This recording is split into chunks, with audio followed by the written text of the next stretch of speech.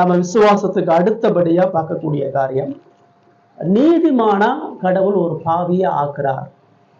எப்படி ஒரு பாவி நீதிமானாக ஆகிறான் அப்படின்றத நீ பார்க்க சரிங்களா? இந்த நீதிமானை குறிச்சு பைபிள் நமக்கு என்னெல்லாம் சொல்லுது அப்படின்றத பார்க்கலாம். இதெல்லாம் நீங்க ஒருவேளை இதுக்கு முன்னாடி வரைக்கும் தெரிஞ்சுக்காம இருந்திருக்கலாம்.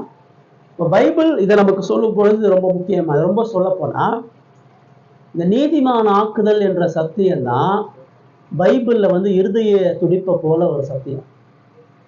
இந்த நீதிமான ஆக்குதல் என்கிற சத்தியம் தான் இன்னைக்கு இவ்வளவு டினாமினேஷனை உருவாக்கியிருக்கு. ஆண்டவர் ஒரு கிறிஸ்தவத்தை தான் உருவாக்கினார். அவரை பின்பற்றக்கூடிய சீசர்கள் தான் உருவாக்கினார். அதுக்கப்புறம் அநேக திருச்சபைகள் எப்படி உருவாச்சு? சிஎஸ்ஐயோ, லுத்தரனோ, செவன்த் டேயோ, நீங்க பார்க்குற பெந்தகோஸ்தே சபையோ, ஏஜி சர்ச்சோ, இது எல்லாம் உருவானதுக்கு ஒரே ஒரு காரணம் இந்த சத்தியம் தான். இந்த நீதிமானாக்குதல் என்கிற சத்தியத்தினுடைய விளைவு தான் இன்னைக்கு பார்க்கக்கூடிய பல டினாமினேஷனா நம்ம புரிஞ்சிருக்கோம். சரிங்களா? இந்த சத்தியம் ஏன் அவ்வளவு முக்கியம்னா, இந்த சத்தியத்தை நீங்க சரியா புரிஞ்சுட்டீங்கன்னா முழு பைபிளையும் சரியா புரிஞ்சுதான் இருக்கும். இது அவ்வளவு முக்கியமான ஒரு சத்தியம். சரிங்களா? இந்த நீதிமான ஆக்குதலை தேவன் எப்படி செய்ய? முதல்ல யாரு நீதிமான்? யாரு நீதிமான்? நீங்க தான் நீதிமான். எப்படி நீங்க நீதிமான்? Very good. இல்ல பைபிள் பிரதானமா நீதிமான்றவன் எப்படி இருப்பான்? நீங்க சொல்றீங்க இந்த உலகம் நீதிமான் சொல்லும் பொழுது என்ன சொல்லுது? தப்பு செய்யாதவன், தவறு செய்யாதவன், நீதியா வாழ்றவன், ஒழுக்கமா இருக்கிறவன், இவனதான் நீதிமான் உலகம் சொல்லும். ஆனா வேதம் நமக்கு அடிப்படையா ஒரு விஷயத்த சொல்லுது. இப்ப நிறைய வசனங்களை வாசிச்சு நீங்க தான் சொல்ல போறீங்க. யோபு 25:4 முதல்ல வாசிங்க. பழைய ஏற்பாடு புதிய ஏற்பாடு நிறைய நம்ம வாசிக்க போறோம். யோபு 25:4 வாசிச்சு என்னன்னு சொல்லுங்க.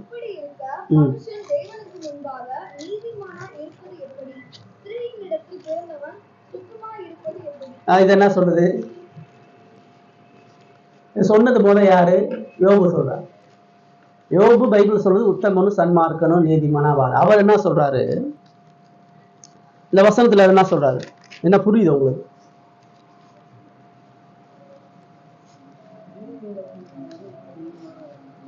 சொல்லுங்க. அப்படின்னா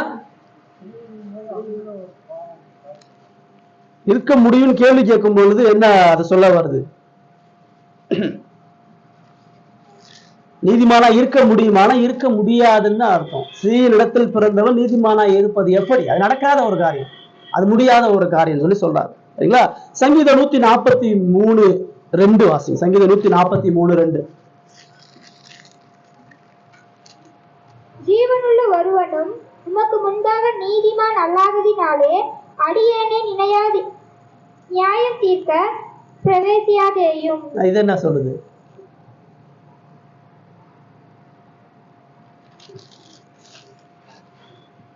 என்ன சொல்லுது இந்த வசனம்? அப்படின்னா உயிர் இருக்கிற யாரும் நீதிமான இல்லைன்னு சொல்லுது. ஜீவனுள்ள ஒருவனும் நீதிமானா இல்லாதனால என்னைய நியாயம் தீர்க்காதீங்கன்னு தாவீது விண்ணப்பம் பண்றார். உலகத்துல எல்லா இடத்துலயும் பாவம் இருக்குன்னு அர்த்தம். யாருமே இந்த உலகத்துல நீதிமான் இல்லை, நானும் நீதிமான் இல்லை. எல்லார்ட்டும் இருக்கிற மாதிரி இருக்கக்கூடிய பாவம் தான் என்கிட்ட இருக்கு, அதனால என்ன நியாயம் தீர்த்துறாதீங்க அப்படின்னு அவர் சொல்றாரு. சரிங்களா? பிரசங்கி 7:20 வாசிங்க. பிரசங்கி புத்தகம் 7வது அதிகாரம் 20வது வசனம். ஒரு பாவமும் செய்யாமல் நன்மையே செய்யத்தக்க நீதிமான் பூமியில் இல்லை. இப்ப இதை என்ன சொல்லுது? ஒரு பாவமும் செய்யாத யாருமே இல்லை. எங்கேயோ யாராச்சும் ஏதாச்சும் ஒரு பாவத்தை செய்தவர்களா? ஒரு பாவம் செய்யாத நீதிமான் இந்த உலகத்தில் இருந்தார். இப்ப இது பழைய ஏற்பாடு. புதிய ஏற்பாடு ரோமர் 3வது அதிகாரம் 10வது வசனம். ரோமர் 3வது அதிகாரம் 10வது வசனம். அந்தபடியே நீதிமான் ஒருவனாகிலும் இல்லை. தெளிவா சொல்றது, ஒருவனும் நீதிமான் இல்லைன்னு சொல்லுது. இப்ப இயேசு தான் வாயால சொல்றாரு.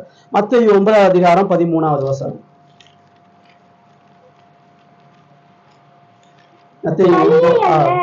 இரக்கத்தையே விரும்புகிறேன் என்பதின் கருத்து இன்னதென்று போய் கற்றுக்கொள்ளுங்கள். நீதிமான்களை அல்ல பாவிகளையே மனம் திரும்புகிறதற்கு அழைக்க வந்தேன் என்றார். இப்ப இயேசு இதுல என்ன சொல்றாரு?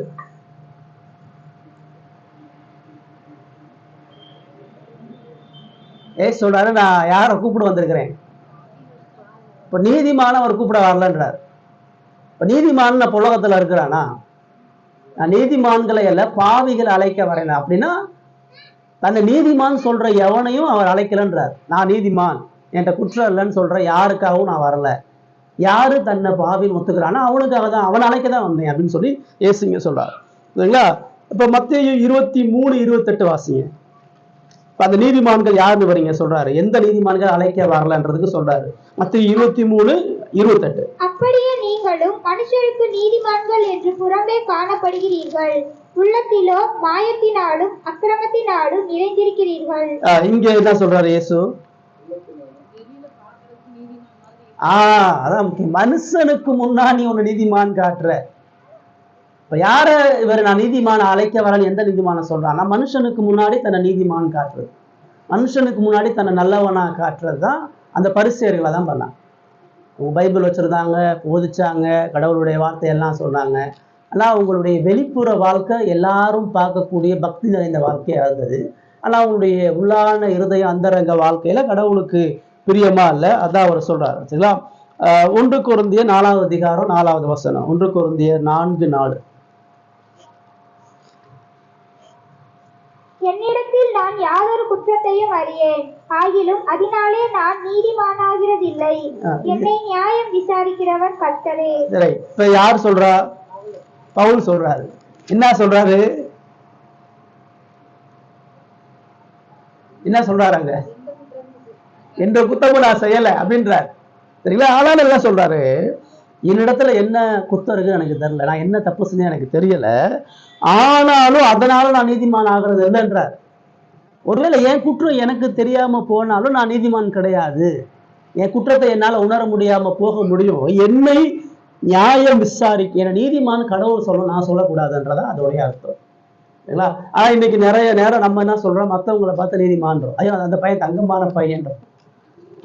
இந்த பொண்ணு பார்க்குறப்ப, மாப்பிள்ளை பார்க்குறப்ப சொல்வா, ஐயோ அந்த பொண்ணு நல்ல பொண்ணுங்க, அடக்க ஒடுக்கமான பொண்ணுமா, அதாவது அவர் நல்ல மனுஷங்க, இவர் நல்லா இறக்க குணம் உள்ளங்க, ஐயோ இவர் லஞ்சமே வாங்க மாட்டாருங்க, இவரெல்லாம் சுத்த கையுள்ளவர் நீங்கள் நானும் சொல்றோம். ஆனா பைபிள் என்ன சொல்லுது? ஜீவனுள்ள ஒருவனு நீதிமான் இல்லைன்னு சொல்லுது. ஸ்ரீனிடத்துல பிறந்தவன் நீதிமானா இருக்க முடியாதுன்னு சொல்லுது. இயேசு சொல்றாரு, நான் நீதிமான ரட்சிக்க வரலன்றார். மனுஷர் முன்பாக நீதிமானா இருக்கிறவர்கள் தேவனுக்கு பிரியமா இருக்க முடியாதுன்றார். அப்புறம் எப்படி நீங்க நீதிமானா இருக்க முடியும்? இப்ப நான் என்ன நீதிமான்னு சொன்னா நான் கடவுளுக்கு பகைஞனா இருக்கிறேன், கடவுளை பொய்யாக்குறேன். இந்த உலகத்துல பிறந்த ஒவ்வொரு மனிதனும் ஆதாமினுடைய பாவத்துல பறக்கிறனால எல்லா மனிதனும் நீதியை இழந்தவனா, நீதியை அற்றவனா இருக்கலாம் அப்படின்னு நமக்கு பைபிள் சொல்லுது. அப்ப பைபிள் எப்படி, இப்ப ஒரு விஷயத்துல பைபிள் சொல்லுது, எந்த மனிதனும் நீதிமானா ஆகிறது இல்லைன்னு சொல்றது. ரைட்டா? இப்ப ஆதியாகமம் 6வது அதிகாரம், அங்கதான் முதல்ல நீதிமான்ற வார்த்தை வருது. ஆதியாகமம் 6வது அதிகாரம் 9வது வசனம்.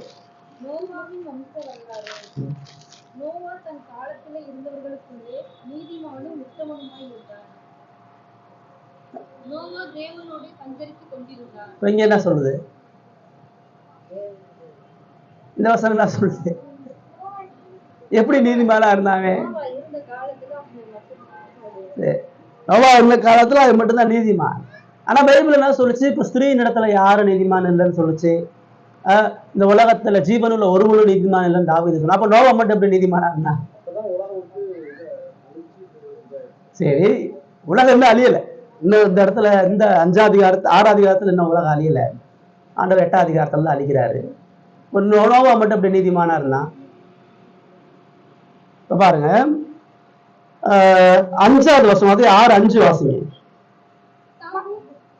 மனுஷனுடைய அக்கிரமம் பூமியிலே பெருகினது என்றும் அவன் இருதயத்து நினைவுகளில் தோற்றம் எல்லாம் நித்தமும் கொள்ளாதது என்றும் கர்த்தர் கண்டு. இப்ப யார சொல்லுது? இந்த வசனம் யார சொல்லுது?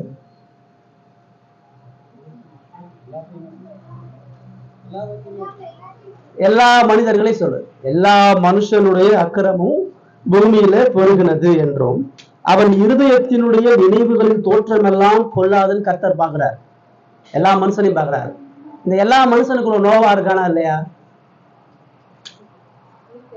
நோவாவும் இருக்கிறார். எல்லா மனுஷனுக்குள்ளேயும் நோவா இருக்கும் பொழுது நோவா எப்படி நீதிமானா இருக்க முடியும்? அவனுடைய இருதயமும் பொல்லாததுன்னு கடவுள் பார்க்கிறார். இப்ப முழு உலகத்தை கடவுள் அழிக்கணும்னு பார்க்கிறாரு. அவர் அழிக்க பார்க்கும் பொழுது அங்க நோவாவை அவர் நீதிமானா பார்த்து நோவாவை காப்பாத்தின மாதிரி நம்ம பைபிள் வாசிக்கிறோம். ஆனா அப்படியா சொல்லல. எல்லாத்தையும் அக்கிரமக்காரனா பார்க்கும்பொழுது அதுல நோவாவும் இருக்கிறார். எல்லாரும் பாவியா இருக்கும்போது அதுல நோவாவும் இருக்கிறார். ஆனா எப்படி நீதிமான்? அடுத்த வசனம் நமக்கு சொல்லுது. எங்க சொல்லுதுன்னா 7வது வசனத்தை வாசிங்களேன்.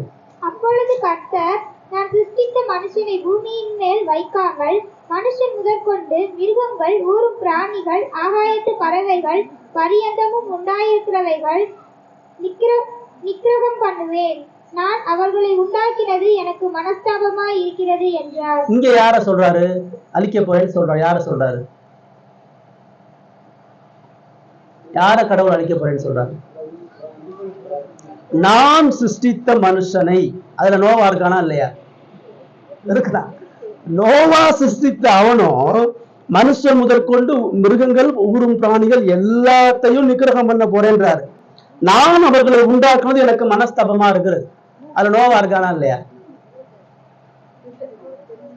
நோவாவும் இருக்கிறா, அவனுடைய குடும்பமும் இருக்குது. எப்படி அப்ப அவனை காப்பாத்தினார்னா 8வது வசனம் தான் முக்கியமான வசனம். அது என்ன சொல்லுங்க? அவ்வளவுதான் அங்க விஷயமே. எல்லாத்தையும் அழிக்கிறதுக்கு தான் அவர் பாக்குறாரு. எல்லாருடைய இருதயமும் மோசமா இருக்குதான். நோவாவும் இருக்கிறான், அவனுடைய மனைவி பிள்ளைகளும் இருக்குது. நோவாவை ஏன் காப்பாத்தினார்னா அவன் உத்தமனும் நீதிமானா இருந்தது அல்ல. முதல்ல தேவனது கண்கள்ல அவனுக்கு கிருபை கிடைத்தது. அந்த மோசமான சந்ததியில, அந்த அக்கிரமக்கார சந்ததியில கடவுள் ஒருத்தனை கிருபை பாராட்டுறார். அவனை பிரித்தெடுத்து அவனை தம் பக்கமா அழைப்பை கொடுத்து அவனை தனது பிள்ளையாக மாத்துறார். அதுக்கப்புறம் தான் அந்த வசனம் சொல்லுது, நோவா தன் காதலருக்குள்ள நீதிமானும் உத்தமனும் இருந்தான். நோவா தேவனோடைய சஞ்சரித்துக் கொண்டிருந்தான். அதுதான் அவனை உத்தமனா நீதிமானா ஆக்குச்சு.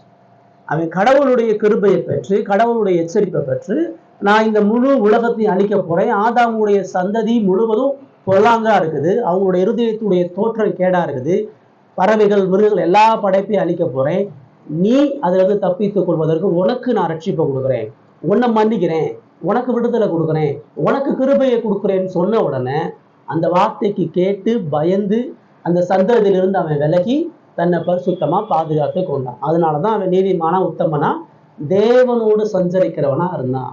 புரியுதுங்களா? அப்ப நீதிமான் பைபிள் சொல்லும் பொழுது அது இன்னும் தெளிவா எபிரேயர்ல நோவாவுடைய விசுவாசத்தை சொல்லும் பொழுது அவனுடைய நீதிமானாக்கப்படுதல் என்னன்றதை அவர் தெளிவா சொல்றார். எபிரேயர் 11வது அதிகாரத்துல 7வது வசனம்.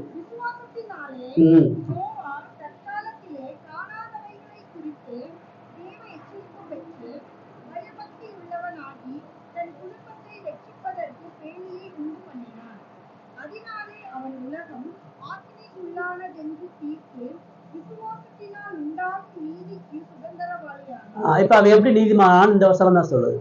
வசனம் கடைசியா சொல்லுது, அவன் விசுவாசத்தினால் உண்டாகும் நீதிக்கு சுதந்திரவாளியானான். எப்படி ஆனா?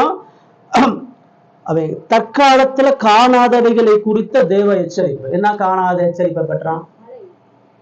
மழை வரப்போகுது. அதுக்கு முன்னாடி மழை வரல, உலகம் அழிய போகுது, இதெல்லாம் அவன் பார்க்கல. உலகம் முழுவதையும் நிகிரகம் பண்ண போறான். இந்த எச்சரிப்பை எல்லாம் அவன் கேட்டு, அதான் சொல்ல, அவன் காணாதவைகளை குறித்து எச்சரிப்பை பெற்று பயபக்தி உள்ளவனாக, ஐயோ இந்த படைத்த கடவுள் இந்த உலகத்தை அழிக்க போறாருன்னு அவன் பயந்து தன் குடும்பத்தை ரட்சிப்பதற்கு பேழையை உண்டு பண்ணான். நானும் என் குடும்பமும் இந்த கடவுளுடைய கோபத்திலிருந்து தப்பித்துக் கொள்றதுக்காண்டி அவன் பேழையை உண்டு பண்ணனான். அதனால உலகம் ஆக்கின, இந்த உலகம் அழியப்பட போது அவன் தீர்த்தனால கடவுள் நியாயம் தீர்த்த போறார், கடவுள் இந்த பேழையின் மூலமா ரட்சிக்க போறார் நான் விசுவாசிச்சதுனால, அந்த விசுவாசத்தினாலதான் அவன் நீதியை சுதந்திரிச்சான்னு சொல்லுவான்.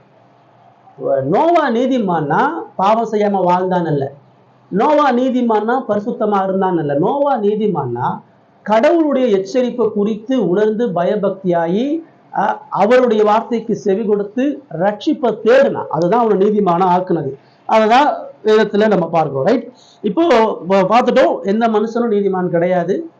கடவுளுடைய கிருபைனால மனுஷன் நீதிமானாக முடியும். இப்ப யாரு நம்ம நீதிமானாக ஆக்கணும்னா ரோமர் 8வது அதிகாரம் 33வது வசனம் வாசிங்க. ரோமர் 8:33. தேவன் தெரிந்து கொண்டவர்கள் மேல் குற்றம் சாட்டுகிறவன் யார்? தேவனே அவர்களை நீதிமானாக்குகிறவர். இப்ப யார் ஆக்குறார்? கடவுள் தான் நீதிமானாக்குறார். கடவுள் தெரிந்து கொண்டவர்களை யாரும் குற்றம் சாட்ட முடியாது. கடவுள் தான் ஒரு பாவியை நீதிமான ஆக்குறாருன்னு அது சொல்லுது.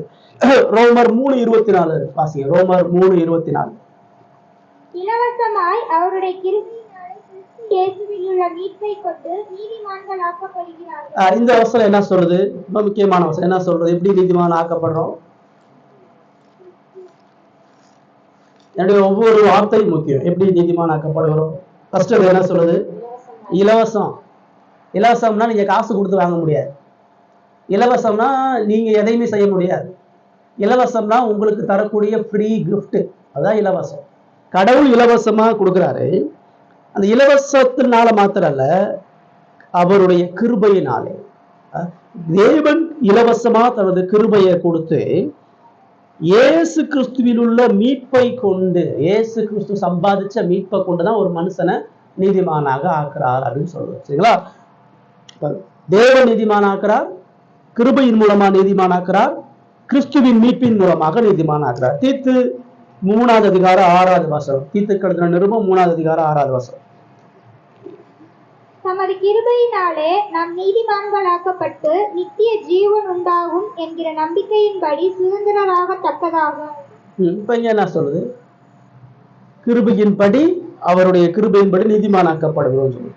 கடவுளால கிறிஸ்துவின் மூலமா, இப்ப கிறிஸ்துவின் மூலமா எப்படி நம்ம நீதிமானாக்கப்படுகிறோம்? ஏசாயா 53:11 வாசிங்க. ஏசாயா 53:11. இயேசுவுடைய சிலுவை மரணத்தை விளக்கப்படுத்தக்கூடிய ஒரு வேத பகுதி. ஏசாயா 53:11 வசனம். அவர் தமது ஆத்தும வருஷத்தின் பலனை கண்டு திருப்தியாவார். தாசனாகிய நீதிமான் மற்றும் அறிவினால் அநேகரை நீதிமான்கள் ஆக்குவார். இது இப்ப என்ன சொல்றது? வசனம் என்ன சொல்றது?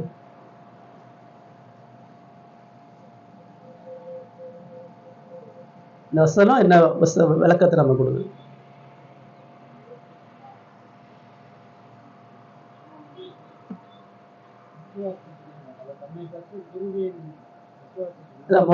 இந்த வசனத்துல யாருடைய ஆத்ம வருத்தத்தின் பலன்? இயேசுவினுடைய ஆத்ம வருத்தத்தினுடைய பலனை கண்டு திருப்தியா. பிதாவாகிய தேவன் குமாரனுடைய ஆத்ம வருத்தம், சிலுவையிலையும் கெத்சமனேலையும் அவர் பட்ட ஆத்ம வருத்தத்தை கண்டு பிதாவாகிய தேவனுடைய கோபம் திருப்தியாக்கப்படுகிறது. அதான் சொல்றாரு, என் தாசனாகிய நீதிபரர் தம்மை பற்றும் அறிவினால் அநேகரை நீதிமான்கள் ஆக்குவார். எப்படி நீதிமான் ஆகிறார்? தம்மை பற்றும் அறிவுனா யாரு? இயேசு கிறிஸ்துவை பற்றக்கூடிய அறிவு தான் உங்களை என்னை நீதிமானாகுது. இயேசு அறிய அறியதான் நான் கடவுளுக்குள்ளாக நீதிமானாக ஆக்கப்படுகிறேன். இயேசு அறிகிறது விசுவாசிக்கிறதுனால மட்டும்தான் அநேகர் நீதிமான்களாக ஆக்கப்படுவார்கள். அவர்களுடைய அக்கிரமங்களை தாமே அவர் சுமந்து கொள்வார்னு சொல்றாரு. சரிங்களா? 1 பேதுரு 2:24 வாசிங்க. 1 பேதுரு 2:24.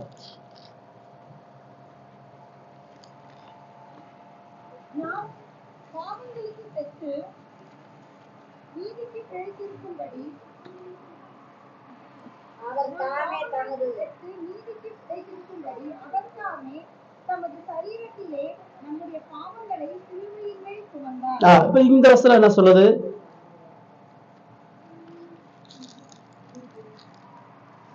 1 பேதுரு 2:24 என்ன சொல்லுது? அப்படிலாம் சொல்லல. நாம் பாவங்களுக்கு செத்து நீதிக்கு பிழைத்திருக்கும்படி அப்படின்னு சொல்றது. நமக்கு நீதி வேணும்னா நம்முடைய பாவம் சாகணும். நம்முடைய பாவம் சாகிறதற்கு அவர் தமது சரீரத்துல பாவங்களை சிலுவையிலே சுமந்தார்னு சொல்றது. நீதிமானாக்கப்படுதல் என்பது அவரது மரணத்தின் மூலமா வருது. ரோமர் 3வது அதிகாரம் 21-22. ரோமர் 3வது அதிகாரம் 21-22 எல்லாம் முக்கியமான வசனம் குறிச்சு வச்சு அப்புறமா நீங்க வீட்டுல உட்கார்ந்து பாருங்க. ரோமர் நியாயப்பிரமாணம் இல்லாமல் தேவநீதி வெளியாக்கப்பட்டிருக்கிறது. அதை குறித்து நியாயப்பிரமாணமும் தீர்க்க தரிசனங்களும் சாட்சி இடுகிறது. அது இயேசு கிறிஸ்துவை பற்றும் விசுவாசத்தினாலே பலிக்கும் தேவ நீதியே. விசுவாசிக்கிற எவர்களுக்குள்ளும் எவர்கள் மேலும் அது பலிக்கும், வித்தியாசமே இல்லை. இந்த வசனம் என்ன சொல்லுது? நியாயப்பிரமாணம் இல்லாம தேவ நீதி வெளியாக்கப்பட்டிருக்கிறது அப்படின்னு சொல்லுது.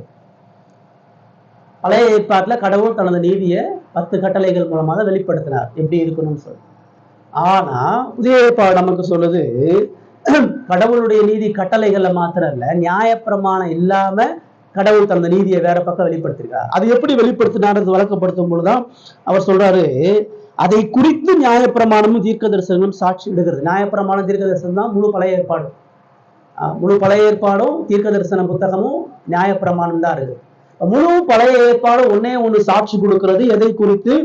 22 சொல்றாரு, இயேசு கிறிஸ்துவை பற்றும் விசுவாசத்தினாலே பழிக்கும் தேவ நீதியே.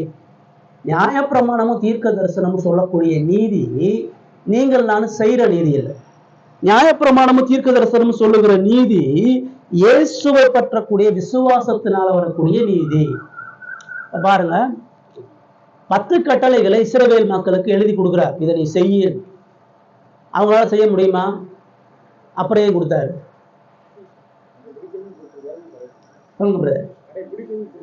கடைபிடிக்கணும் கொடுத்தாரு.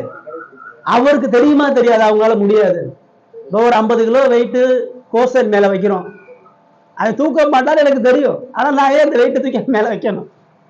இதுதான், நீ நியாயப்பிரமாணத்தை இஸ்ரவேல் மக்களால கை கொள்ள முடியாதுன்னு கடவுளுக்கு தெரியும். ஏன் கொடுத்தாருன்னா அவனால கை கொள்ள முடியாதுன்னு அவன் ஒத்துக்கணும். இந்த நியாயப்பிரமாணம் அவனை குற்றவாளின்னு தீர்க்கிறது மாத்திரம் இல்ல, அவனுக்கு ரட்சகர் தேவைன்னு சொல்லுது.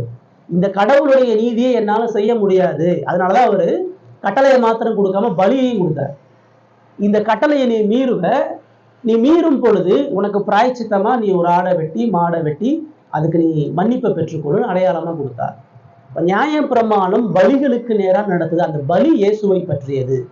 அவங்களுடைய பாவத்துக்காண்டி தேவகுமாரன் வந்து மரிக்க போறான்றதை விசுவாசிப்பதற்காக தான் நியாயப்பிரமாணத்தை கொடுக்குறாரு. அதனாலதான் அவர் சொல்றாரு, நியாயப்பிரமாணம் தீர்க்க தரிசனம் என்ன சாட்சி கொடுக்குது?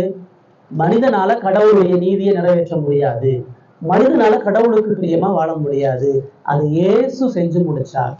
நியாயப்பிரமாணம் அவங்களால முடியும்னு காட்டுறதுக்கல்ல, அவங்களால எவ்வளவு பலமிக்கவர்கள் காட்டுறதற்கல்ல, அவர்கள் எவ்வளவு பலவீனர்கள்னு காட்டுறதுக்காக, அவங்களால என்ன முடியாதுன்னு காட்டுறதுக்காக, அவங்களுடைய இறுதி எவ்வளவு கேடானதுன்னு காட்டுறதுக்காக நியாயப்பிரமாணத்தை கொடுத்து, இது ஒன்னால முடியாது, உனக்கு இயேசு தேவை, உன்னால முடியாதுன்னு இயேசு விசுவாசன்றதுக்காக அவர் கொடுத்தார். அதான் ரோமர் 3ஆம் அதிகாரம் முழுவதுமா கடவுளுடைய நீதியை சொல்லும் பொழுது அது இயேசுவை பற்றக்கூடிய விசுவாச நீதினு அவர் சொல்றாரு. அதே 3ஆம் அதிகாரம் 25 - 28 வாசிங்க. 3:25 - 28.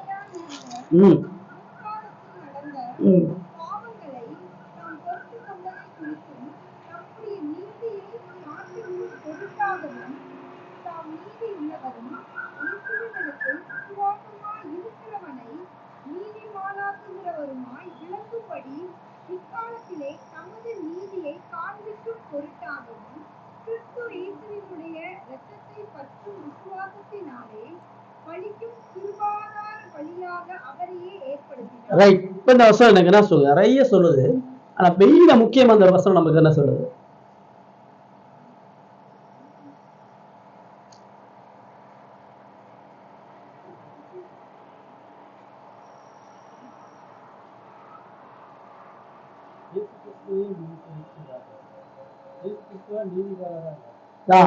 இயேசு கிறிஸ்துவ நீதிபரராகிறார். பாருங்க, தேவன் பொறுமையா இருந்த முற்காலம்னா பழைய ஏற்பாடு காலம். இஸ்ரவேல் மக்களுடைய காலத்துல அவர் பொறுமையா இருந்தார். அவங்க தொடர்ந்து கடவுளுடைய வார்த்தையை மீறும் பொழுது அவர் பொறுமையா இருந்தார். ஏன்? அவர் பொறுத்து கொண்டதை குறித்து தம்முடைய நீதியை காண்பிக்கும் பொருட்டு, அவருடைய நீதி என்னன்னு காட்டுறதுக்காக, தாம் நீதியுள்ளவரும் இயேசுவினிடத்தில் விசுவாசமா இருக்கிறவனே நீதிமான் ஆகிறார். ஒருத்தர் நீதிமான் ஆகணும், இயேசுவின் இடத்துல விசுவாசம் வைக்கணும், அப்பதான் நீதிமான் ஆக முடியும். விளங்கும்படி இக்காலத்திலே தமது நீதியை காண்பிக்கும் பொருட்டு இயேசு கிறிஸ்துவினுடைய இரத்தத்தை பற்றும் விசுவாசத்தினாலே பலிக்கும் கிருபாதார பலியாக அவரை, எல்லா பலியும் ஒரே ஒரு பலியை தான் சொல்லுது, கிருபாதார பலி. எல்லா பலியும் இயேசுவுக்கு அடையாளமா, எல்லா நீதியும் அவர் மூலமா கிடைக்கும்படியாக தேவன் அதை செய்து முடித்தார் சொல்றார். ரோமர் 4:25 வாசிங்க. 4:25.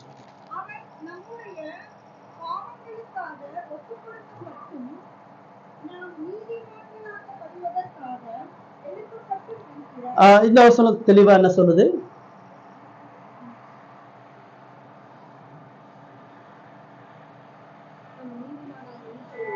உயிர்த்தெழுந்தார்.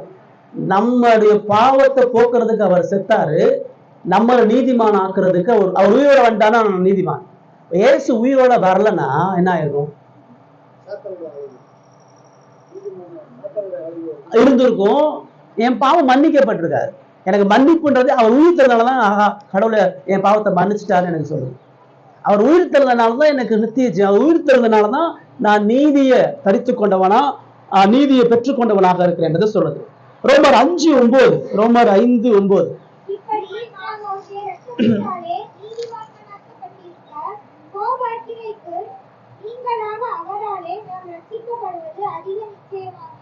இப்போ எப்படி நீதிமான் ஆக்கியிருக்கிறோம்? இயேசுவினுடைய ரத்தத்தினால, அவர் மரிச்சனால, என் பாவத்துக்கான தண்டனை அனுபவிச்சனால நான் நீதிமானா ஆக்கப்பட்டிருக்கிறேன். சரிங்களா?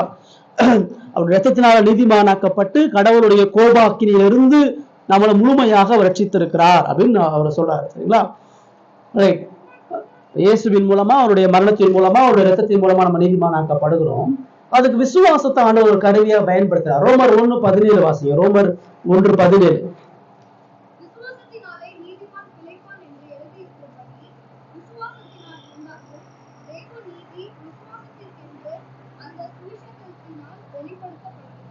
என்ன புரியுது இந்த வசனத்துல உங்களுக்கு? என்ன சொல்றாரு? விசுவாசத்தினாலதான் நீதிமான் பிழைப்பான். சரிங்களா? அது பழைய ஏற்பாடு சொல்ல எழுதி இருக்கிறபடி, ஆபகுக்ல வருது அந்த வசனம். விசுவாசத்தினால நீதிமான் பிழைப்பான் என்று எழுதியிருக்கிறபடி, விசுவாசத்தினால உண்டாகும் தேவ நீதி, நியாயப்பிரமாணம் அல்ல, விசுவாசத்தின் மூலமாக உண்டாகக்கூடிய தேவ நீதி விசுவாசத்திற்கென்று அந்த சுவிசேஷத்தினால் வெளிப்பட்டிருக்கிறது.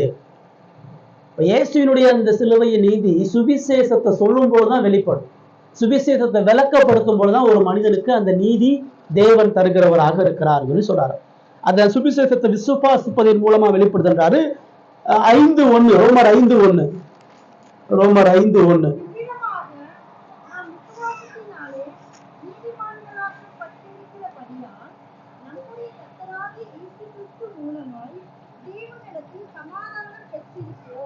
இதை நான் சொல்றது எப்படி நீதிமானாக்கப்படுறோம்? விசுவாசத்தின் மூலமா. என்ன விசுவாசத்தின் மூலமா? என்னுடைய பாவத்தை அவர் சுமந்தார், நான் நீதிமானாக்கப்படுவதற்கு அவர் உயிர்த்தெழுந்து என்னை நீதிமான் ஆகிறார். என்னுடைய கடன் அவர் மேல சுமத்தப்பட்டுச்சு. எனக்கு வர வேண்டிய கோபாக்கினை அவர் மீது செலுத்தப்பட்ட நான் கடவுள்கிட்ட சமாதானம் பெற்றிருக்கிறேன். எனக்கும் கடவுளுக்கும் சமாதானத்தை உருவேற்படுத்தி போயிருக்கிறான்றதை அவர் அங்க சொல்றார். ரோமர் 3:28. 3ஆம் அதிகாரம் 28வது வசனம்.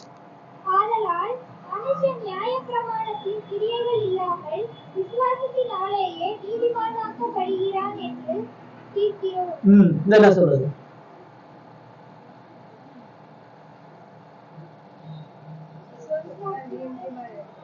விசுவாசத்துல ஆக்கப்படுறோம். எதனால ஆக்கப்படுறேன்னு சொல்லுது? நியாயப்பிரமாணத்தின் கிரியைகள் அப்படின்னா என்னது? நியாயப்பிரமாணத்தின் கிரியைகள் என்னது? கட்டளைகளுக்கு கீழ்படுகிறது, கட்டளைகளின் படி வாழ்றது. இப்போ ஒரு மனுஷன் நியாயப்பிரமாணத்துக்கு கீழ்படிஞ்சிருக்கிறேன்றனால அவன் நீதிமான ஆக முடியாது. எல்லாம் இப்ப இயேசு இடத்துல ஒரு வாலிபன் வந்து கேட்டான், நான் நித்திய ஜீவனை பெறதுக்கு என்ன பெறணும்? அவர் சொன்னாரு, நீ கொலை செய்யாதிருப்பாயாக, உபச்சாரம் செய்யாதிருப்பாயாக, தகப்பனை தாயும் கீழ்ப்படியாக கட்டளை கை கொள்ளு. அவன் என்ன சொன்னான்? சின்ன வயசுல இருந்து நியாயப்பிரமாணத்தை கை கொண்டு இருக்கிறேன், அவன் நீ பரலோகம் போயிடுன்னு சொன்னாரா? அவன் நியாயப்பிரமாணத்தை கை கொண்டாலும் அவன் பரலோகம் போக முடியாது. முதல்ல அவன் நியாயப்பிரமாணத்தை கை கொள்ளல. அவன் பொருளாசை கொண்டவனா, பணத்தின் மீது ஆசை கொண்டவனா, இச்சை கொண்டவனா இருந்தான். அதான் ஏன் சொல்றாரு, நீ எல்லாத்தையும் கை கொண்டிருக்கியா, உன் சொத்தை விட்டுட்டு என்ன பின்பற்றிவானார் அப்படின்னா என்ன? நியாயப்பிரமாணத்தை முழுமையா கை கொள்ளல, நீ பொய் சொல்றன்றத அவனுக்கு அவர் அங்க விளக்கப்படுத்துறார். நியாயப்பிரமாணத்தை கிரியையினால எந்த மனிதனையும் கடவுள் நீதிமான ஆக்குறது இல்லை. உலகத்தில் உள்ள எல்லா மதத்துக்கும் கிறிஸ்துவத்துக்கு இதான் மிகப்பெரிய வித்தியாசம். இந்த எல்லா மதமும் என்ன சொல்றதுன்னா, கிரியைகள் மூலமா நான் சொர்க்கத்தை அடைவேன்னு சொல்லுது. கடவுளுக்காக நான் செய்யக்கூடிய செயல்கள் மூலமா எனக்கு நித்திய வாழ்வு உண்டு. இதுதான் முஸ்லீம் சொல்றான். அவன் 3 வேளை தொழுகணும், நோன்பு இருக்கணும், மெக்காவுக்கு போகணும், இதெல்லாம் செஞ்சுட்டா எனக்கு சொர்க்க வாசல் திறக்கப்படும். இந்து என்ன சொல்றான்? சன்மார்க்கமா நீதியா வாழ்ந்து கடவுளுக்கு பயந்திருந்தா எனக்கு சொர்க்கம் உண்டு. உலக எல்லா மதங்களையும் ஒரு லிஸ்ட்லையும் கிறிஸ்துவத்திலேயே ஒரு லிஸ்ட்லையும் நம்ம பிரிக்கக்கூடிய இது ஒண்ணுதான். கிறிஸ்தவம் மட்டும்தான் பரலோகம் போறதுக்கு நீங்களும் நானும் எதையுமே செய்ய வேண்டிய அவசியம் இல்லைன்னு சொல்லுவோம். நியாய பிரமாணத்தை கை கொள்ள வேண்டிய அவசியம் உங்களுக்கு எனக்கும் கிடையாது. நியாய பிரமாணத்தினால வரக்கூடிய நீதியினால நீங்களும் நானும் ஒரு பொழுதும் பரலோகம் போறதல்ல. பரலோகம் போவதற்காக நான் நியாய பிரமாணத்தை கை கொள்ள வேண்டிய நிலையில நாம யாரும் இல்லைன்றதுதான் வேதம் நமக்கு சொல்றது. நான் இதெல்லாம் செஞ்சுட்டா, இதெல்லாம் மாத்திட்டா, இதெல்லாம் சரி பண்ணிட்டா, இதெல்லாம் சீராக்கிட்டா எனக்கு நித்திய ஜீவன் சொல்லி ஆண்டவர் நமக்கு வைக்கல. எந்த கிரியைகள்னாலையும் நான் போக முடியாது. நான் புண்ணிய ஸ்தலங்களுக்கு போகலாம், மொட்டை எடுக்கலாம், நடைபயணம் போகலாம், இதெல்லாம் நீங்க மனுஷன் செய்யறான். தான் உடம்பை காயப்படுத்துறான், இங்க வேல் குத்திக்கிறான், முழு உடம்பையும் வேல்ல குத்தி, இதெல்லாம் ஏன் தொங்க விடுறான்? இதெல்லாம் நான் கடவுளை பிரியப்படுத்துறதுக்காக நான் செய்யக்கூடிய பலி. இதன் மூலமா கடவுளை நான் சாந்தப்படுத்துறேன்னு நினைக்கிறான். நான் வேதம் நமக்கு என்ன சொல்றேன்னா, நம்முடைய விசுவாசம் அப்படி இல்லைன்னு சொல்லுது. நீங்களும் நானும் செய்யற எந்த காரியத்தினாலையும் கடவுள் உங்களாலே நீதிமான ஆக்குறதில்லை. இயேசுவினுடைய முழுமையான மரணத்தை அங்கீகரிச்சு உங்களை என்னைய ஒரு நீதிமானாக ஆக்குறார் அப்படின்னு நமக்கு சொல்லும். ரைட்? இப்ப நீதிமானா இப்ப இயேசுவின் மூலமா நீதிமானா ஆகுறேன். இயேசுவினுடைய மரணத்தின் மூலமா கடவுளை நீதிமானா மாத்துறார். இப்ப ஒரு முக்கியமான விஷயம் என்னன்னா, இப்ப இங்கதான் நிறைய இந்த டினாமினேஷன் உருவாவதற்கான ஒரு முக்கியமான பிரச்சனை இங்கதான் ஆரம்பமாகுது. என்ன சொல்லுதுன்னா, இப்போ ரோமர் 4வது அதிகாரம் 3வது வசனத்தை வாசனம்.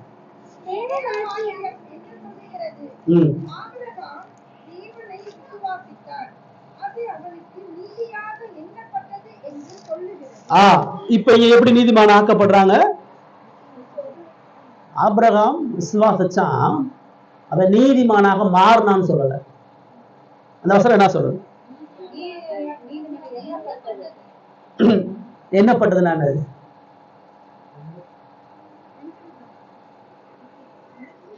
நினைக்கிறது. இவர் நீதிமான், இவர் குற்றம் செய்யல அப்படின்னு நான் என்றேன். அவர் குற்றவாளி இல்லாம மாறுறது கிடையாது. ஆபிரகாம் விசுவாசிச்சதை கடவுள் நீதியாக எண்ணுகிறாரே ஒழிய அவனை நீதிமான அவர் மாத்தல். அவன் அப்படியே தான் இருக்கிறான். நீ ஆதியாகமத்தை எடுத்து வாட்சி பார்த்தீங்கன்னா, ஆண்டவர் நான் உனக்கு பிள்ளையையும் கானான் தேசத்தையும் கொடுப்பேன்றார். ஆபிரகாம் 21ஆம் அதிகாரம் வரைக்கும் விசுவாசிக்கவே இல்லை. ஈசாக்கு பிறக்கிற வரைக்கும் கடவுளுடைய வாக்கு தத்துவத்தை விசுவாசிச்சவனா இல்லை. கடவுள் சொல்றாரு செய்வாருன்றதை இருதயத்துல நம்பணும். ஆனா அவன் வாழ்க்கையில அதை செயல்படுத்தலை. ஆனா கடவுள் என்ன செஞ்சார்னா, அந்த வாக்கு தத்துவத்தின் மீது விசுவாசம் கொண்டனால அதை அவனுக்கு நீதியாக எண்ணினார். நீதிமானாக அவனை மாத்தல. இப்படிதான் சிலுவையில் நடக்குது. சிலுவையில நீங்க நல்லா கவனிச்சு பாத்தீங்கன்னா, கடவுள் நீதிஸ்தானத்துல நீதிபதியா இருக்கிறார், பிதாவாகிய தேவன். நீங்க நானும் குற்றவாளி கூண்டல குற்றம் செஞ்சவங்களா நிக்கிறோம். உங்களுடைய என்னுடைய பாவ ரெக்கார்டை கடவுள் வச்சிருக்கிறார். எவிடன்ஸ் எல்லாம் இருக்குது. இந்த பக்கம் நமது பதிலாளாக வழக்கறிஞராக இயேசு இந்த பக்கம் நிற்கிறார். இயேசு சொல்றாரு, இப்ப பிதாவாகிய தேவன் சொல்றாரு, இந்த மனுஷங்கள்லாம் பாவம் செஞ்சாங்க, இவங்களுடைய ரெக்கார்டெல்லாம் என்கிட்ட இருக்குது, ஆதாரபூர்வமா இவங்க எல்லாம் குற்றவாளி, இவங்க எல்லாம் ஆக்கினைக்கு எதுவா தீர்க்கப்பட்டவங்க, எல்லா விதமான பாவம் எங்களுக்கு இருக்குது, நிரூபிக்கப்படும். இப்ப இயேசு என்ன சொல்றாரு, அந்த பாவத்துக்காக செலுத்த வேண்டிய கடன், இந்த குற்றத்துக்கு ஒரு 4 கோடி கொடுக்கணும், இதுதான் அவனுக்கு கொடுக்கப்பட்ட பெரிய தண்டனை. அப்ப அவர் சொல்றாரு, நான் அந்த பணத்தை கொடுக்குறேன், அவன் செய்ய வேண்டிய அந்த அந்த நீதியின் கட்டளைகளை நான் கை கொள்றேன், அவன் செய்ய வேண்டிய எல்லா நீதியான செயல்களை நான் செய்யறேன், அந்த கூட்டத்தை ரிலீஸ் பண்ணுங்கன்னு ஆண்டவர் சொல்றார். அப்ப அந்த குற்றவாளி செலுத்த வேண்டிய எல்லா கடன், குற்றவாளி மற வேண்டிய தேவ கோபம், குற்றவாளிக்கு கிடைக்கக்கூடிய தண்டனை, உனக்கு தூக்கு தண்டனை, நான் அந்த தூக்கு தண்டனை ஏற்றுக்கிறேன், உங்களுக்கு ரிலீஸ் பண்ணுங்க, இதெல்லாம் ஏன் செஞ்சிருக்கிறார். அப்ப அந்த நீதிபதி என்ன செய்யறாரு, இந்த குற்றவாளி கொடுக்கப்பட்ட தண்டனை அப்படியே தூக்கி இவர் மேல வச்சுட்டார். இப்ப 4 கோடி செலுத்தணுமா, இவர்கிட்ட 4 கோடி வாங்கிடு, இவரை சாகணுமா, இவரை சாகடிச்சிரு, நியாயப்பிரமாணத்தை மீறினவங்களுக்கு சாபமா, அந்த சாபத்தெல்லாம் இவர் மேல வச்சிரு, இவர் மேல விழ வேண்டிய தேவ கோபத்தை இவர் மேல வச்சு இவங்களை ரிலீஸ் பண்ணி விடுறேன். நீங்க எல்லாம் ரிலீஸ் பா, நீங்க எல்லாம் விடுதலை பெற்றீர்கள், நீங்களாம் இனிமேல் குற்றவாளிகள் கிடையாது, நீங்களாம் இனிமேல் நீதிமான்கள் நான் சொல்றேன். அப்பனா அவன் நீதிமான மாறிட்டானாங்க? நான் டிக்ளேர் பண்றேன், ஒரு நீதிபதி ஒரு குற்றவாளிய நீதிமானா டிக்ளேர் பண்றார், அதுதான் நீதிமானாக எண்ணினார். அவர் மனசுல இந்த குற்றத்தை இவர் சுமந்தனால இவர் இனிமேல் குற்றவாளி இல்ல, இவர் தான் நீ குற்றவாளி, இவர் நீ சாபத்துக்குரியவர், இவர் தான் நீ சாபத்துக்குரியவர், இவர் இன்னைக்கு கடன்காரன் கிடையாது, இவர் தான் இன்னைக்கு கடன்காரன், இவர் மேல கடனை செலுத்தி, இவர் மேல கோபத்தை செலுத்தி, இவர் மேல தண்டனை செலுத்தி, இவர் மேல நரக ஆக்கினியை செலுத்தி இவர்களை ரிலீஸ் பண்ணி விடுறது. இதுதான் நீதிமானாக்கப்படுதல்ன்ற சத்தியம் வேதம் நமக்கு சொல்லுது. கடவுள் உங்களை என்னையும் நீதிமானாக டிக்ளேர் பண்ணியிருக்கிறார். நீதிமானா ஆக்கிட்டாரா இப்ப பாவம் இருக்கக்கூடாது, நீதிமானா உங்களை மாத்திட்டார்னா அதுக்கப்புறம் உங்க வாழ்க்கையில பாவமே காணப்படக்கூடாது. ஆபிரகாம் அப்படி இல்லை. ஆபிரகாம் விசுவாசிச்சு அதை தொடர்ந்து பலவீனத்தோடு தான் இருந்தான். தொடர்ந்து அவனுடைய வாழ்க்கையில் பலதரப்பட்ட பாவங்கள் இருந்தது. வேதம் ஒரு மனிதன் நீதிமான்னு சொல்லும் பொழுது அவனை பாவம் இல்லாதவன் சொல்லலை, அவனை குற்றம் இல்லாதவன் சொல்லலை, அவன் தேவ நீதியை பெற்றவன், தேவ நீதியை விசுவாசிச்சவன், தேவ நீதிக்கு தன்னை அர்ப்பணித்தான். அதுதான் நோவா. அவன் கர்த்தருடைய கண்கள்ல கிருபை கிடைத்த உடனே கடவுளுடைய நீதிக்கு தன்னை அர்ப்பணிச்சான். ஆபிரகாம் கடவுளுடைய நீதிக்கு அர்ப்பணிச்சான், தாவீது கடவுளுடைய நீதிக்கு அர்ப்பணிச்சான். இப்படிதான் கடவுள் உங்களை நீதிமான்களாக ஆக்குறாருன்றத வேதம் நமக்கு சொல்லுது. ரோமர் 4வது அதிகாரம் 6ல இருந்து 8 வசனம்.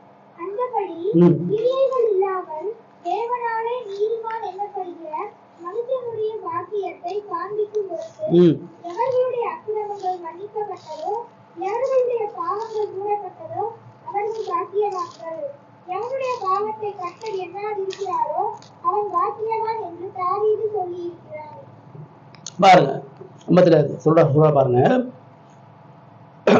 கிரியைகள் இல்லாமல் தேவனாலே நீதிமான் எண்ணப்படுகிற மனுஷனுடைய பாக்கியம்.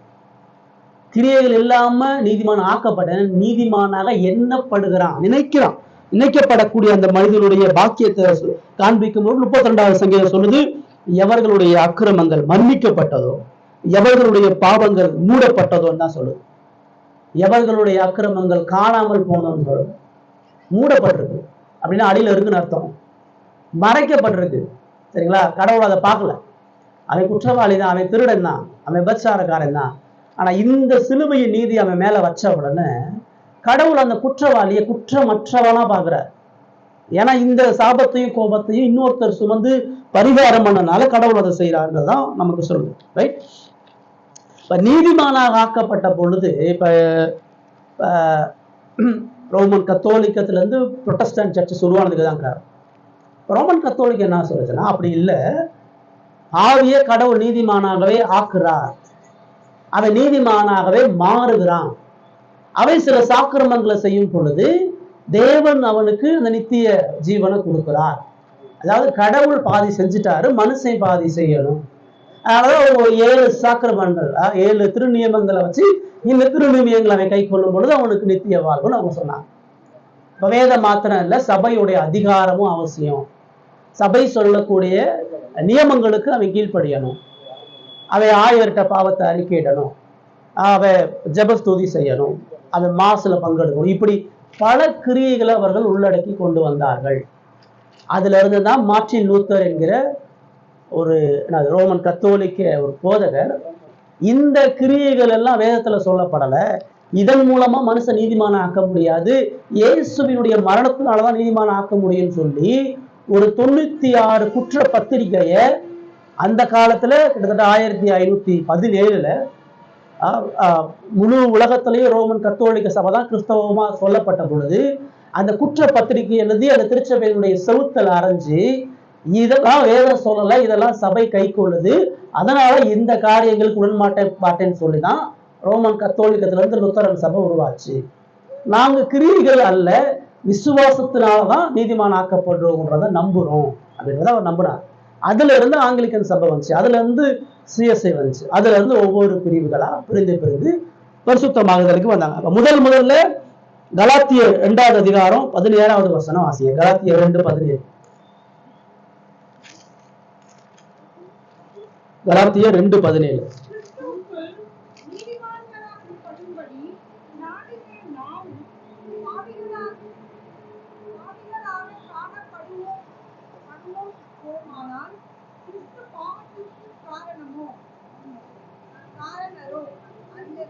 இது வசனம் என்ன சொல்லுது?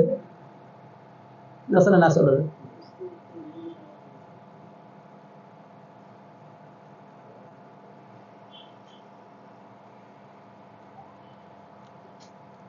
கிறிஸ்துவுக்குள்ள நீதிமானா இருக்கிற நம்மளிடத்திலையும் பாவம் காணப்படுமே. ஆனால் அதான் சொல்றாரு, கிறிஸ்துவுக்குள் நீதிமான்களாக்கப்படும்படி நாடுகிற நாமும் பாவிகளாக காணப்படுவோமானால் கிறிஸ்துவ பாவத்துக்கு காரணம் அல்லவே.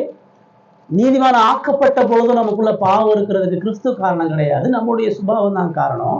நம்ம நீதிமான ஆக்கப்பட்டாலும் பாவம் நம்முடைய வாழ்க்கையில தொடரும். மரணத்தினுடைய கடைசி மூச்சு வரைக்கும் பாவம் நம்முடைய வாழ்க்கையில தொடரும். பாவ வல்லமை தொடராது, பாவ ஆட்சி தொடராது, பாவம் நம்மளை சிறப்படுத்தாது. ஆனா எஞ்சி உள்ள பாவம் நம்மளை தொடர்ந்து பயமுறுத்தும். பாவத்தை ஆண்டவர் முற்றிலுமா பாவத்தினுடைய வல்லமையும் பாவத்தினுடைய நீதியான தண்டனை நீக்கிட்டார். ஆனா பாவ செயல்களை முற்றிலுமாக நம்ம இடத்துல இருந்து மாற்றல. நம்மளை தொடர்ந்து அவர் பரிசுத்தப்படுத்தி கொண்டுதான் இருக்கிறார். யாரும் பரிசுத்தல பூரணமாக்கப்பட்டவங்க கிடையாது. யாரும் எந்த ஒரு ஊழியக்காரன் எவ்வளவு பெரிய அதிகாரத்தில் உள்ளவர்கள் இடத்துலையும் அவர்களுடைய இறுதி மூச்சு வர சில பாவங்கள் தொடரதான் செய்யும். பரலோகத்துல தான் நம்ம பாவம் செய்யாம வாழ முடியும். மரண தருவாயில் வரைக்கும் இருக்கும். அதனாலதான் கிறிஸ்துவுக்குள்ள நீதிமானாக்கப்பட்ட நம்ம இடத்துல பாவம் போடுறதுலதான் ரோமர் 7ஆம் அதிகாரத்துல பவுல் ரொம்ப தெளிவா அதை சொன்னார். ரோமர் எழுதுற நிருபம் பவுலுடைய கடைசி நிருபம்.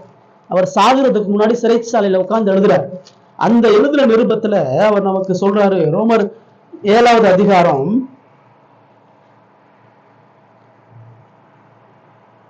18வது வசனத்துல இருந்து வாசிங்க.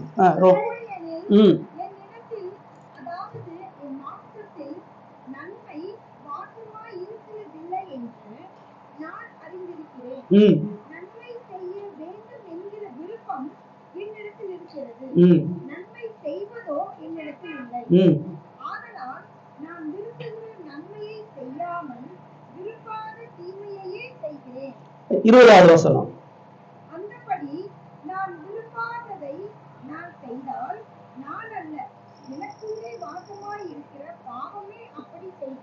ம் 21.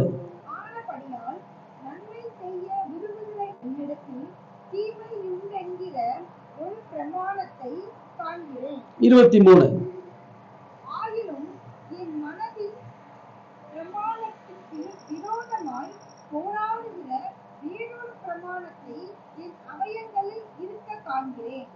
அது என் அவயங்களில் உண்டாயிருக்கிற பாவ பிரமாணத்துக்கு என்னை சிறையாக்கி கொள்ளுகிறது. 24. நிர்பந்தமான மனுஷன் நான். இந்த மரண சரீரத்தில் நின்று யார் என்னை விடுதலை ஆக்குவார்? எவ்வளவு பெரிய ஊழியக்காரை, எத்தனை இடத்துல சபையை நாட்டினவர். என்னிடத்துல இப்பதான் சொல்ல, என்னிடத்துல ஒரு குற்றமும் நான் பார்க்கல, என்னத்துல எந்த குற்றமும் இல்லை, ஆனா நான் நீதிமான் ஆகுறது இல்லைன்னு சொன்னாரு. அந்த பவுல் இங்க சொல்றாரு, நன்மை செய்யக்கூடிய விருப்பம் எனக்கு இருக்குது, ஆனா செய்ய முடியல. பாவம் செய்யாம வாழ முற்படுகிறேன், ஆனா நான் அதை செய்யாம இருக்க முடியாது. அதான் சொல்றாரு என்னிடத்துல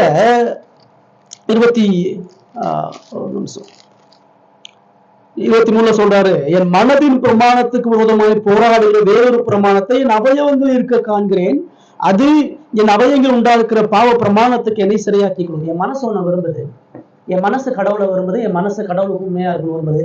ஆனா இந்த சரீரம் அதை விட மாட்டேங்குது. இந்த சரீரம் என்ன பாவத்துக்கு நேரம் உந்தி தள்ளுது. 2 பக்கமும் நான் போராடிட்டு இருக்கிறேன்னு சொல்றாரு. சாக போற ஒரு வல்லமையான ஊழியக்காரனுடைய வார்த்தை. கடவுள் தனது கிருபையினாலதான் இந்த பாவத்தினுடைய முடிவை மரணத்தின் மூலமா தான் கொடுக்கிறாரே ஒழிய, சாகிற வரைக்கும் ஒவ்வொரு மனிதனிடத்திலையும் அவன் எவ்வளவு பெரிய வல்லமை மிகுந்த மனிதனா இருந்தாலும் பாவ போராட்டம் அவனுக்குள்ளாக இருக்குன்றத வேதம் நமக்கு தெளிவாக சொல்கிறது. டிவி பார்க்க கூடாது, பைபிள் தான் படிக்கணும்னு ஆசைப்படுறோம், ஆனா செய்றீங்களா? கடவுளுக்கு பிரியமா 3 மணி நேரம் ஜெபம் பண்ணணும் நம்ம ஆசைப்படுறோம், செய்யறோமா? பொய் சொல்லக்கூடாது, யாரையும் கோபப்படுத்தக்கூடாதுன்னு நினைக்கிறோம், செய்யறோமா? இதெல்லாம் நம்ம போராடி தான் இருக்கிறோம். இதெல்லாம் நம்ம பிராக்டிஸ் பண்ணி பயிற்சி பண்ணி மேற்கொள்ள பார்த்துட்டு தான் இருக்கிறேன் ஒழிய, இது நம்ம இடத்துல இருந்து முழுமையாக அற்று போகாது. நம்ம தொடர்ந்து அந்த பரிசுத்த வாழ்க்கையில பயணிக்க தான் செய்வோம். ஏன்னா கடவுள் நம்ம நீதிமான ஆக்கப்படும் பொழுது அவர் நீதிமானாக அறிக்கையிடுகிறார் அப்படின்றத வேதம் நமக்கு சொல்கிறது. அந்த நீதிமான ஆக்குறது கடவுள் நமக்கு தினந்தோறும் சொல்றது இல்லை. தினந்தோறும் இப்ப கோர்ட்டு தீர்ப்பை தினந்தோறும் சொல்ல மாட்டாங்க. ஒரு தீர்ப்பை ஒரு முறை தான் சொல்லுவாங்க. ஒரு குற்றத்துக்கான தண்டனையை ஒரு முறை தான் டிக்ளேர் பண்ணுவாங்க. அதே போல கடவுள் உங்களை என்னையும் ஒரு முறை தான் நீதிமானாக ஆக்குறார். நீதிபதி கோர்ட்டுல அது எப்ப நம்ம நீதிமான ஆக்குறாரு? சிலுவையில இயேசு மறிக்கு உயிர் விடும்போது நீதிமான ஆக்குறார். நம்முடைய தண்டனையும் கோபமும் அவர் மேல வைக்கப்பட்ட உடனே இவரை விசுவாசிக்கக்கூடிய எல்லாரும் நீதிமான்.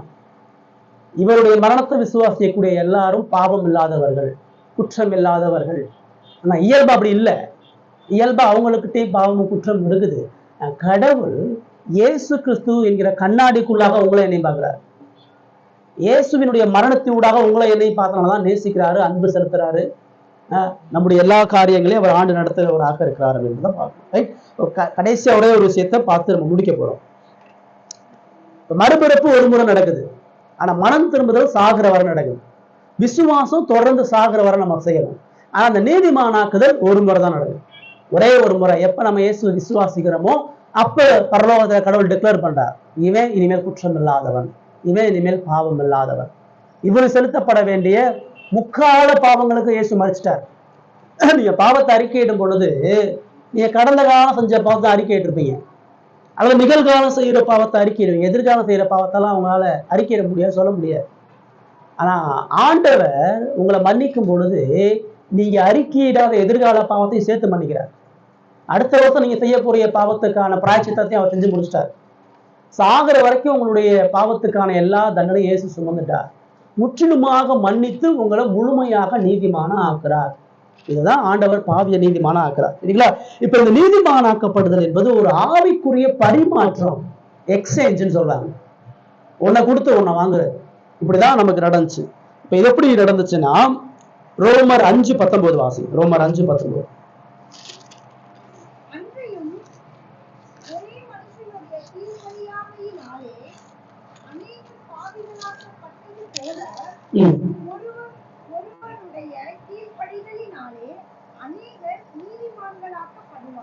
என்ன சொல்றது? முதல்ல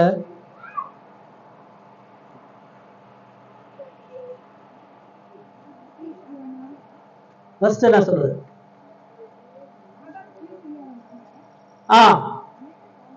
வெரி குட்.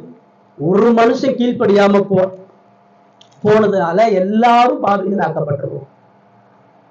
ஆதாமோட பாவம் எனக்குள்ள இல்லைன்னு யாரும் சொல்ல முடியாது. வேப்ப மரத்தை இங்க போட்டுட்டோம்னா அது வளரும் பொழுது அந்த அந்த இலை, அந்த பட்டை, அந்த பழம், இந்த கிளை எல்லாமே கசப்பாதான் இருக்கும். ஆதாமுடைய வித்துல இருந்து வரக்கூடிய எல்லாருடைய வாழ்க்கையிலையும் பாவம் இருக்கு. அவனுடைய கீழ்ப்படியாம எல்லாரும் ஆண்டு கொண்டது. ஒரே மனுஷனுடைய கீழ்ப்படியாமனால அநேகர் பாவிகள் ஆக்கப்பட்டது போல அவனுடைய பாவத்தை நான் சுமந்துதான் குழந்தையா பறக்கிறேன். அந்த பாவ சுபாவம் தான் வளரும் பொழுது என்னிடத்துல இருந்து அதிகரிக்கிறதாக இருக்குது. இப்ப கடவுள் உங்களை என்ன நியாயம் தீர்க்கும் பொழுது எப்படி நியாயம் தீர்ப்பாரு? நீ என்ன செஞ்ச, எப்படி வாழ்ந்தன்னா கேட்க போறதே இல்லை. ஆதாமுடைய குற்றச்சாட்டை நீ சுமந்தனால உனக்கும் தண்டனை. இப்ப உதாரணத்துக்கு நம்ம நாட்டுடைய அதிபதியார் பிரைம் மினிஸ்டர் இருக்கிறார். அந்த பிரைம் மினிஸ்டர் நம்ம நாட்டினுடைய பிரதிநிதியாகும். அவர் என்ன முடிவெடுக்கிறாரோ அது எல்லாத்துக்கும் நம்ம உட்படுகிறோம். இப்ப அவரு இந்தியா அமெரிக்காவோட யுத்தம் பண்ண போது முடிவெடுக்கிறாருன்னு வச்சுக்கோங்க. இப்ப அமெரிக்கா நம்மளோட யுத்தம் பண்ண வரும்பொழுது அது வெடிகுண்டு எடுத்துட்டு நம்ம நாட்டில் போடுது.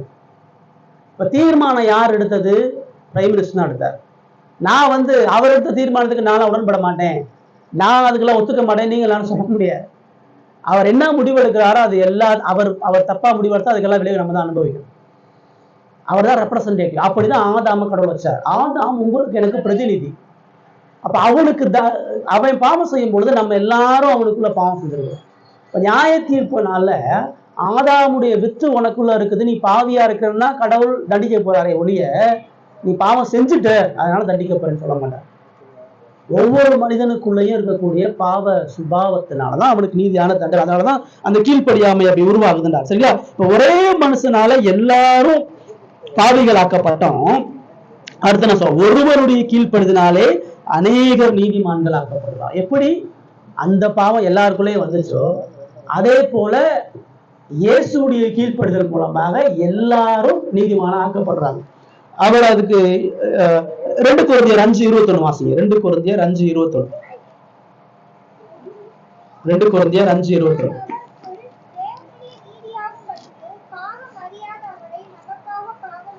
இது என்ன சொல்லுது?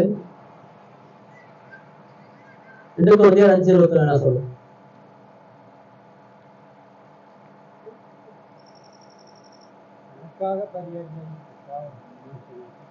எப்படி ஆதாமுடைய பாவத்தை நான் சுமந்துட்டேனோ அதே போல நான் நீதி ஆகிறதுக்கு என் பாவத்தை அவர் சுமந்தாருன்னு சொல்ற. அவர் நாம் அவருக்குள் தேவனுடைய நீதியாகும்படி பாவம் அறியாத அவரை நமக்காக பாவமாக்கினார். சிலுவையில இயேசுவை தண்டிக்கும் பொழுது பாவியாதான் கடவுள் பார்க்கிறார். என் பாவத்தை சுமந்த குற்றவாளியா கடவுள் பார்க்கிறார். எனக்கு வர வேண்டிய ஆக்கினையை சுமந்தவரா பார்த்தனாலதான் அவரை பாவமாக்கி தண்டிக்கிறார். எப்படி ஆதாமுடைய பாவத்தை நான் சுமந்தனோ அதே போல என் பாவத்தை இயேசு சுமந்தா. எப்படி இது மாறாதோ அதே போல இதுவும் மாறாது. இது போலவே இது இருக்குதுன்றத ஃபைனலா பாக்குறோம். ரைட். இறுதியா பிலமோனுக்கு எழுதின நிருபம் 17-18 வசனம். பிலமோனுக்கு எழுதின நிருபம்.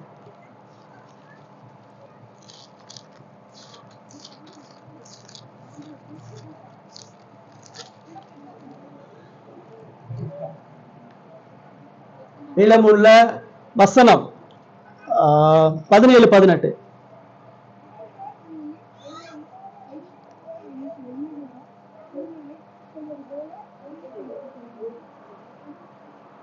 பதினெட்டு.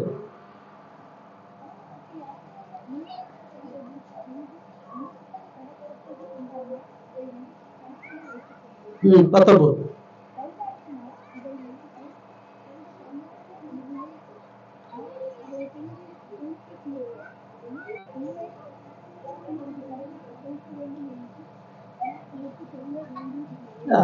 பிலமோன் நிருபத்துல ஒரு முக்கியமான ஒரு சம்பவம். பவுல் சிறைச்சாலையில் இருக்கிறாரு. அங்க உனேசிமுன்னு ஒருத்தன் வர்றான். அவன் யாருன்னா அவன் ஒரு திருடை. அவன் பிலமோன் என்கிற ஒரு விசுவாசி என்கிற எஜமான இடத்துல இருந்து பணத்தை திருடிட்டு வந்துட்டு பவுலை யதார்த்தமா சந்தித்து பவுல் மூலமா ரட்சிக்கப்பட்டான். இப்ப பவுல் அவன் விசாரிக்கும் பொழுது அவன் பிலமோனுக்கு அடிமையா இருந்தான்னு தெரியுது.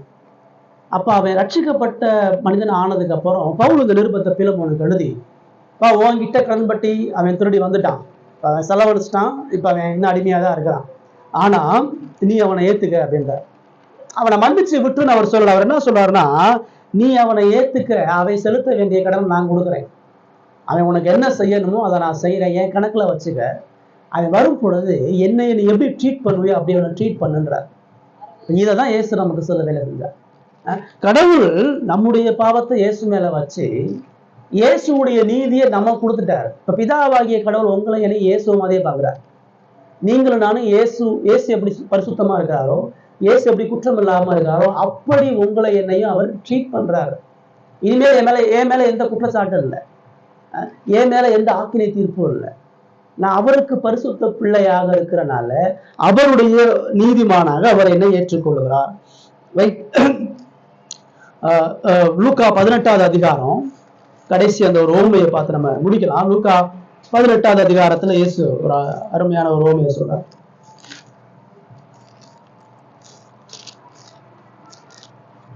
10-13 வசனம்.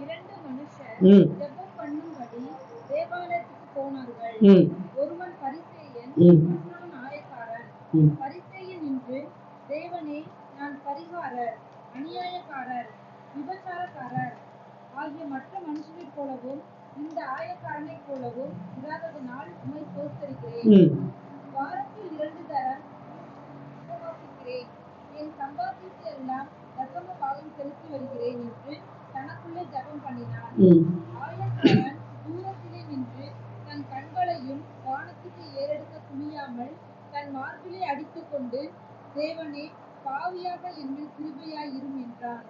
அவன் அல்ல, இவனே நீதிமானாக்கப்பட்டவனாய் தன் வீட்டுக்கு திரும்பி போனான் என்று உங்களுக்கு சொல்லுகிறேன். ஏனெனில் தன்னை உயர்த்துகிறவன் எவனும் தாழ்த்தப்படுவான், தன்னை தாழ்த்துகிறவன் உயர்த்தப்படுவான் என்றார்.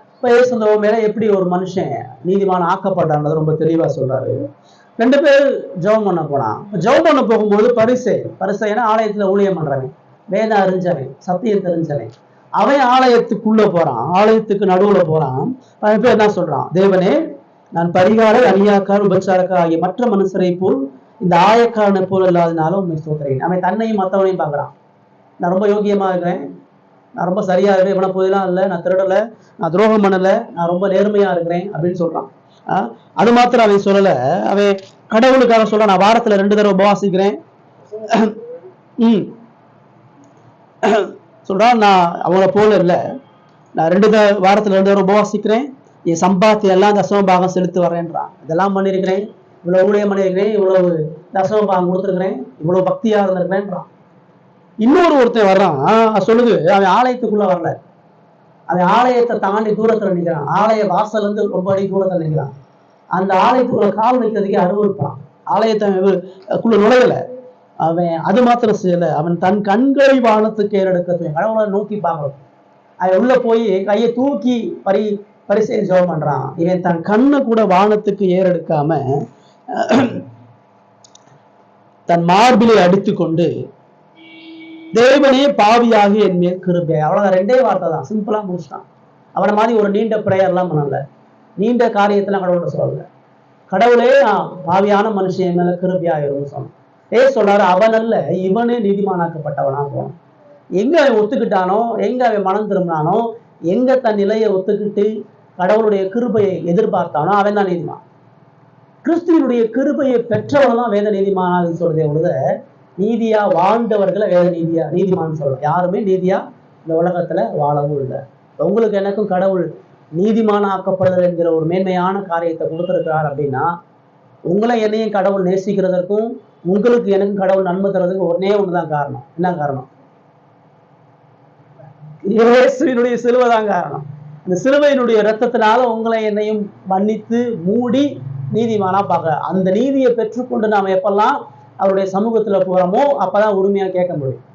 நான் இதெல்லாம் பண்ணிருக்கேன், இதெல்லாம் எனக்கு கொடுங்க இல்ல, ஏசு இதெல்லாம் செஞ்சிருக்கிறாரு, இதெல்லாம் கொடுங்கன்னு கேட்கணும். ஏசு இதெல்லாம் செஞ்சிருக்கிறாரு, என்னுடைய வாழ்க்கையில கிருபை மன்னிப்பையும் கொடுங்கன்னு சொல்லும் பொழுது நம்மும் தேவனுடைய சமூகத்துல நீதிமானாக வாழ முடியும். இப்ப மறுபிறப்பு பாவ அடிமைத்தனத்திலிருந்து நமக்கு விடுதலை கொடுக்குது. நீதிமானாக்கப்படுதல் பாவ குற்ற உணர்வுல இருந்து விடுதலை கொடுக்குறது ரொம்ப முக்கியமான ஒரு விஷயம். நம்ம பாவ வல்லமையிலிருந்து காப்பாற்றப்படலாம், ஆனா பாவத்தினுடைய குற்ற உணர்வு நம்மளை ஆயுசு வரைக்கும் பாதிச்சுட்டே இருக்கும். அந்த குற்ற உணர்வுல இருந்து விடுதலை பெறுவதற்கு இந்த நீதிமான்ற சத்தியம் ரொம்ப முக்கியமானது. நான் எப்பெல்லாம் விழுந்து போறேனோ அப்பெல்லாம் இந்த நீதிமானாக்குதல் சத்தியத்தை பார்க்கும் பொழுது, இயேசு செஞ்சு முடிச்சிட்டார், இயேசு பிராயச்சித்தம் பண்ணிட்டார், இயேசு பரிகாரம் பண்ணிட்டார்னா நான் அதுல செய்வதற்கு ஒன்றுமில்லை. இந்த நீதிமானாக்குதல் என்கிற சத்தியம் நம்முடைய வாழ்க்கையில பெரிய மேன்மையாக செய்வதற்கு கர்த்தர் நம்மை அதிகமாய் பலப்படுத்துவாரார்.